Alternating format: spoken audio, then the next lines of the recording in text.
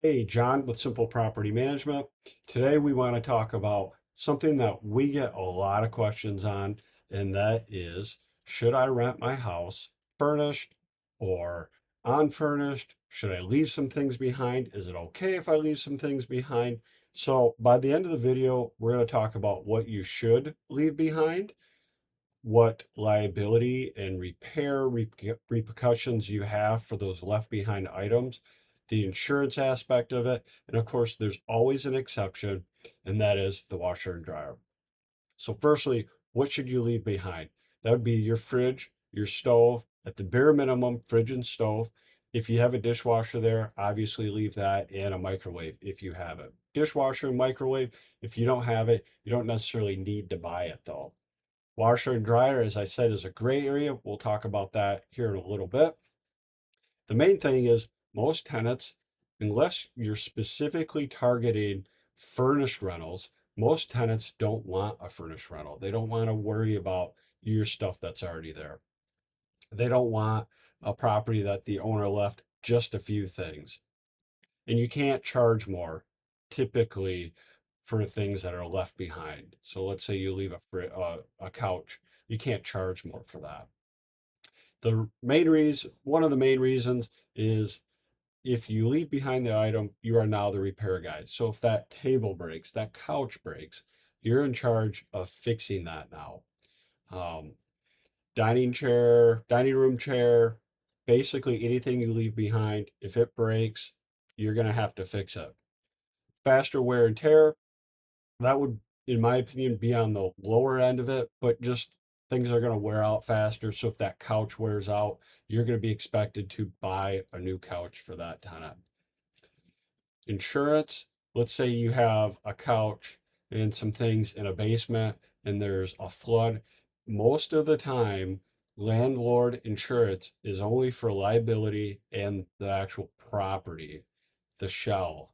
Um, I guess you could say shell, but it's not going to take care of your personal property, which would be that couch, that dining room table and chairs, that TV stand that you left, grandma's old picture frames and stuff like that. Insurance isn't going to cover that if there's a major event. One of the main reasons we don't like things that are left behind is the liability of it. If you have, let's say, a bookcase and it's on that plush carpet with a very thick pad and it kind of leans one way, you know what I'm talking about. That falls over, injures someone's kid, you are liable for that. If somebody sits in a dining room chair or they're using the chair to change a light bulb and it breaks, you're liable for that. So a lot of the stuff is to lower your liability. You also have move out disputes. So before somebody moves in, you have to take meticulous notes and pictures of everything. And let's say couch, let's go back to our couch example. So you have maybe a little stain here, a little stain there, or no stains. You have to take photos, you have to take notes, and make sure that you have all of that documented. And believe me, when you have all these items, all these furnished items, it's very hard to document everything. So then what happens is you try to charge a tenant for a little rip or a hole in a couch. And the tenant doesn't agree, then you end up in court. And believe me, when you go to court, nobody wins. That's just the fact. And usually the judge or magistrate typically ends up siding with the tenant. Stored furniture just encourages organic growth. So if you have a storage area, let's say you're going to create a little storage area in your basement, there's not much airflow. That's just going and high humidity. That's going to encourage organic growth. Or we've had some of our clients say, well, I'm just not going to allow the tenant in the basement. Well, that's a terrible idea. Not only do you have plumbing lines that could be leaking down there, you usually have your breaker box, but if something were to happen in an area a tenant cannot get to, then nobody's going to know that there's an issue, obviously. So um, just keep all that stuff out. Even small things, organic growth. Next thing you know, the tenant's saying, "Oh, I have allergies now. I've been sick lately. So just get rid of all that stuff, lower your liability. And one of the main reasons, probably the main reason that we talked about, is you shrink your tenant pool. Most tenants, the vast majority, don't want a furnished rental, and they don't want a rental that has some things left behind. Your books on your bookcase, they don't want to have to move all that. They want to bring their couch in, their books in. Maybe they don't even want the bookcase.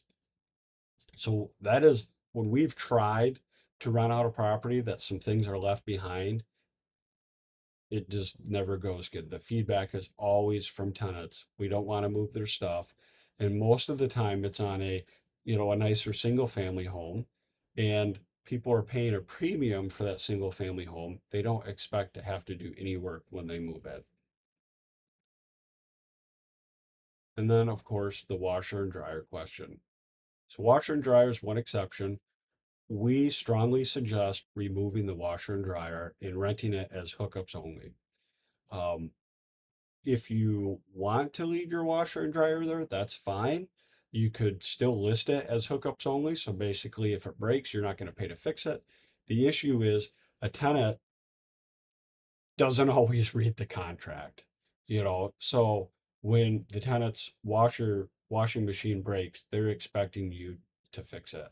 The only caveat is if there's a stackable washer and dryer, then most of the time we do suggest supplying that stackable washer and dryer, just because most tenants don't have a stackable washer and dryer. So those are kind of the answers to the age-old question: should I leave things behind? Should I rent it furnished?